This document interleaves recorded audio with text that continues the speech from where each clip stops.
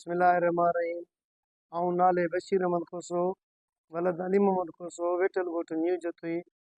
जीअं त साईं जन खे अर्ज़ु कंदुमि त साल अॻु में अयाज़ खोसो वलद मोहम्मद उर्स खोसो न्यू जतुई वेठल ॻोठ न्यू जतुई, जंहिंसां ॾेती लेती थी मूंखे 1.5 लख में गाॾी ॾिनई।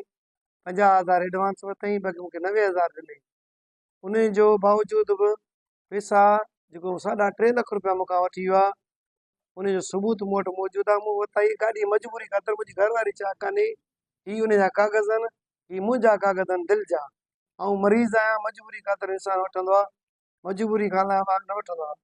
जॾहिं मां उनखे पंहिंजो व्याज बि ॾेई वियो आहियां, जॾहिं त मां उनखे पंहिंजो हक़ बि ॾेई वियो आहियां, सभु कुझु ॾेई वियो आहियां। हाणे मूंखे थ्रेड थो हुजे, क्लेशनूं खयों, माउज़र खयों, मुंहिंजो छोकिरो गाॾे ते आहे, मज़दूरी कंदो आहे, उनखे शाम जो चए थो फोर्सली त मां तोखे मारींदुमि, तुंहिंजे पीउ खे मारींदुमि, तुंहिंजी आक चट कंदुमि, मूंखे पैसा ॾियो। अब घणा पैसा तूं वठी वई 3.5 लख रुपया।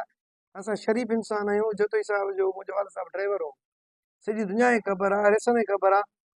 कई चकर आकिब ख़ान खे दाऊं ॾिनियूं आहिनि, आकिब ख़ान हिनखे घुरायो बि हो ऐं वरी बंगले ते कोन आयो। हाणे मां एसएसपी नौशर फिरोज़ खे अर्ज़ु कंदुमि त महिरबानी करे ख़ुदा जे वास्ते हिन व्याजी मां मुंहिंजी जान छॾाई वञे। पर जो कुर्बान साहब आहे, कलवड़ साहब, ॾहर साहब आहे, न्यू जतोई में हिन जी इंचार्ज आहिनि, जिन्हनि हेॾो वॾो कदम खणी न्यू जतोई में जेको सो मंशियात फरोशन जे ख़िलाफ़ एक्शन कयो, हाणे हिन व्याजनि जे ख़िलाफ़ बि एक्शन करनि। छो त मूं चयो मां एॾो मेंटली टेंशन थी वियो आहे मुंहिंजो मग़ज़ में, जेको तमामु मां दिलि जो मरीज़ आहियां, शुगर जो मरीज़।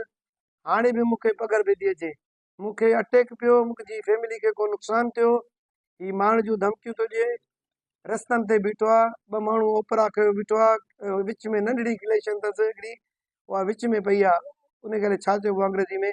बहरहाल सर, मां इहो रिक्वेस्ट कंदुमि एसएसपी नौशर फिरोज़ खे, डीएसपी मोरो, आईजीज़, डीआईजीज़, एमआई, एफआई, जेके बि मुंहिंजो ग़रीब जी वीडियो ॾिसनि था, मूं ते ख़ुदा रा रहम कयो वञे, मुंहिंजे बचनि ते रहम कयो वञे।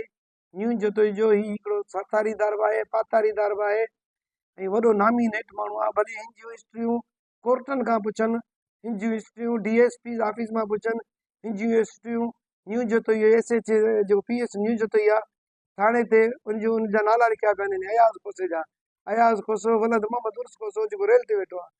हाणे 2-3 ॾींहं थींदा मूंखे मारण जूं धमकियूं ॾियणु लॻो आहे।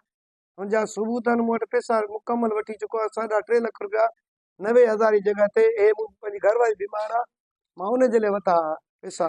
उन खां पोइ सर ही उनजो सबूत आहे, जेको मूं खां पैसा वरिता आहिनि। ही गाॾी जो सौदो आहे, 1 लख 1.5 लख जो गाॾी जो सौदो आहे, जंहिंमें 50,000 हिन मूंखां वरितो, 10,000 मानी जा, जंहिंजो शायदि गुलाम बि ख़ासि कयली आहे। उन खां पोइ मूंखां 1,80,000 हिते वरिती अथसि।